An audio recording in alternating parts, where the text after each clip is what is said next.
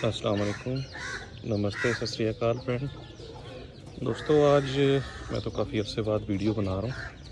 मैंने कहा चलो बैठे बैठे एक रूटीन आपके साथ शेयर करता हूँ। ये जब भी दोस्तों छोटे बच्चे आप लोग निकलवाएं ना, तो ये फ़ीड आप लाजमी इस्तेमाल कराएं, नहीं तो बच्चे बचते नहीं हैं। जो मेरा एक ज़ाती तजुर्बा है उसके तहत ये ज़ीरो वाली फ़ीड है, ये मैं इस्तेमाल करता हूँ।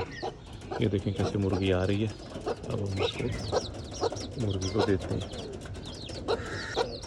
ये देखें दोस्तों, बच्चे किस तरह खुशी से इस पे आएंगे। ये चेक करें ज़रा, ये देखिए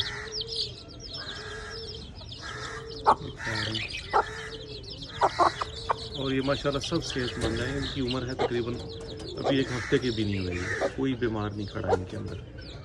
तो फीड लाजमी डालें बच्चों को, ताकि जो है ये सेहतमंद आप मुर्गियाँ हासिल कर सकें। शुक्रिया।